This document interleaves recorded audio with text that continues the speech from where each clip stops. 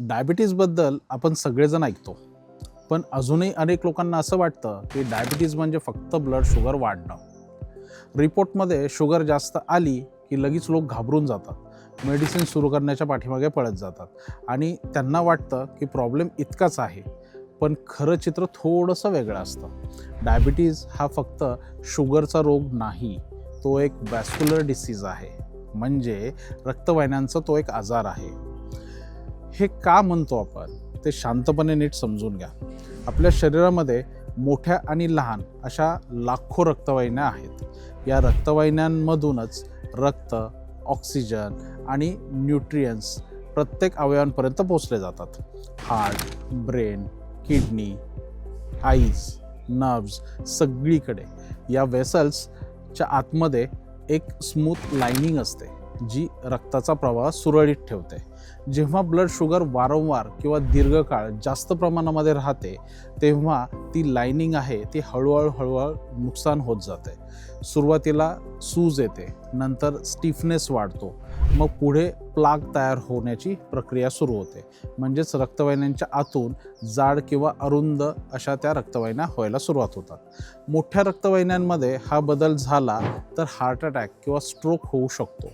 लहान रक्तवाहिन्यांमध्ये डॅमेज झाला तर किडनीचा बिघाड होण्याची शक्यता दाट असते. डोळ्यांवरती परिणाम होतो, पायामध्ये मुंग्या येणं किंवा सेन्सेशन कमी होणं अशी नर्व्स रिलेटेड प्रॉब्लेम ही आपल्याला दिसायला सुरुवात होते. म्हणूनच डायबिटीज हा फक्त एक नंबर नाही, तर तो हळूहळू पूर्णतः वॅस्क्युलर सिस्टमवरती परिणाम करणारा एक रोग आहे. हे आपल्याला लक्षात घेणं गरजेचं आहे. अनेक वेळा लोक म्हणतात की माझी शुगर थोडीच वाढलेली आहे, पण समस्या फक्त रीडिंगमध्ये नसते, तर वर्षानुवर्ष शुगर थोडा जास्त राहिला तर वेसल्स सतत स्ट्रेसमध्ये येत राहतात. हा क्रॉनिक स्ट्रेसचा खरा धोका आहे. डायबिटीज असलेल्या व्यक्तींमध्ये हार्ट डिसीजचा रिस्क साधारणतः 2 ते 4 पट वाढू शकतो. कारण शुगर जास्त असल्यामुळे ब्लड वेसलची लवचिकता कमी होऊन जाते, क्लॉट तयार होण्याची क्षमता वाढते आणि कोलेस्ट्रॉल जमा होण्याची ही प्रक्रिया वेगाने सुरू होते. जर यासोबतच जर BP वाढलेला असेल तर कोलेस्ट्रॉल वाढलेला हा नक्कीच येतो. वजन जास्त असेल तर फिजिकली ॲक्टिव्हिटी पण कमी असेल आणि त्याचबरोबर आपल्याला ह्या हार्टचा रिस्कही वाढत जाते.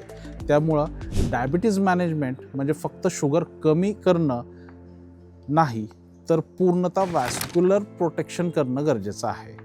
शुगर स्टेबल ठेवणं, BP कंट्रोलमध्ये ठेवणं, कोलेस्ट्रॉल योग्य रेंजमध्ये ठेवणं, वेट मॅनेज करणं, यासाठी नियमित चालणं किंवा एक्सरसाइज करणं, बॅलन्स डाएट घेणं, स्ट्रेस कमी ठेवणं, हे सगळे एकत्रित असे आपल्याला प्रकार करून आपल्याला आपल्या वेसल्सना सुरक्षित ठेवता येतं आणि याच्यामुळे त्या वेसल्स सुरक्षितही राहतात. HbA1c ही एक टेस्ट महत्त्वाची असते, कारण या मागील 3 महिन्यांमध्ये आपल्याला ॲव्हरेज शुगर किती आहे ती या टेस्टमध्ये आपल्याला क्लिअर होत असते. एकदा शुगर नॉर्मल आली म्हणून वेसल सुरक्षित असतात असं नाही आहे. कन्सिस्टंट कंट्रोल महत्त्वाचा असतो आपल्याला. डायबिटीज हा सायलेंट डिसीज आहे. सुरुवातीला वेदना नसतात, परंतु आतून वेसल्स डॅमेज होत जातात. म्हणूनच वेळेत डायग्नोसिस जर आपण नाही केलं आणि डिसिप्लिन मॅनेजमेंट हे खूप गरजेचं आहे.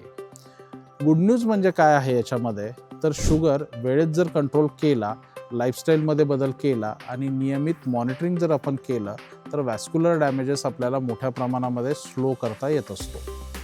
कॉम्प्लिकेशन्स टाळता येतात. म्हणूनच डायबिटीज हा फक्त शुगर प्रॉब्लेम म्हणून पाहू नका, तर तो ब्लड व्हेसलशी जोडलेला डिसीज आहे आणि वेसल्स सुरक्षित ठेवणं म्हणजेच आपलं हार्ट, आपलं ब्रेन, किडनी यांना सुरक्षित ठेवणं आहे. जर तुम्हाला हे एक्सप्लेनेशन क्लिअर वाटलं असेल तर व्हिडिओला लाईक करा. काही डाऊट असतील तर आपल्या कमेंट बॉक्समध्ये नक्की विचारा आणि अशा सोप्या हेल्थ गायडन्ससाठी आपल्या चॅनलला सबस्क्राईब करायला विसरू नका. धन्यवाद.